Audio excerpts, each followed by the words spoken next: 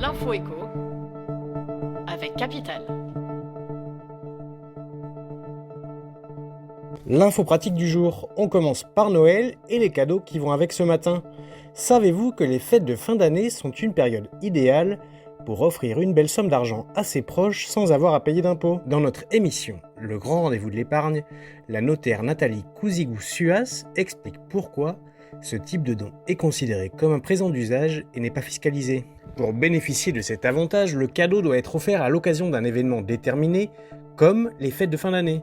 Une personne peut transmettre à ses enfants ou ses petits-enfants une certaine somme d'argent, des meubles ou des bijoux en franchise d'impôt. La somme doit être proportionnée au patrimoine de la personne qui donne. S'il n'y a pas de limite, il ne faut pas trop tirer sur la corde, précise l'experte.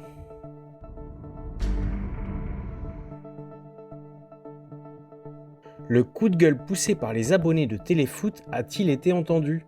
La chaîne du groupe Mediapro va bientôt plier bagage. Que vont devenir les abonnés au service?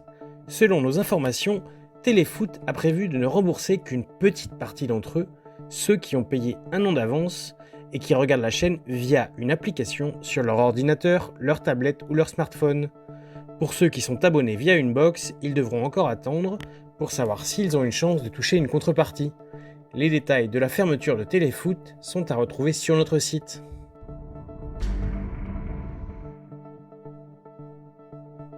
Le chiffre du jour, 5,8. C'est le nombre d'années de revenus nécessaires pour acheter un bien dans le neuf ou dans l'ancien en Île-de-France. L'association Les Prix Immobiliers a comparé, région par région, combien de temps il vous faudrait travailler pour devenir propriétaire de votre logement. En France, en général, ce délai s'établit à 4,6 années de revenus dans l'ancien et à 3,9 années dans le neuf. Dans l'ancien, c'est en Bourgogne que le temps nécessaire est le plus court. 3,4 années suffisent alors qu'il vous faudra 2 ans de plus en Aquitaine. Pour le neuf, l'Auvergne est la région la plus avantageuse. Vous devrez travailler moins de 2 ans et demi pour être chez vous.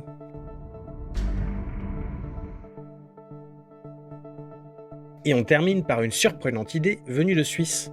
Helmut Dietl, professeur d'économie à l'université de Zurich, suggère d'offrir de l'argent à chaque personne qui se fera vacciner. Selon lui, cela permettra d'atteindre plus facilement le seuil nécessaire pour atteindre l'immunité collective. Par ailleurs, cela aura aussi pour avantage de redonner du pouvoir d'achat aux Suisses. Il avance la somme de 1000 francs suisses, soit environ 920 €. Le coût total de cette opération serait selon lui de 5,3 milliards de francs suisses. Mais les autorités semblent vouloir privilégier l'information.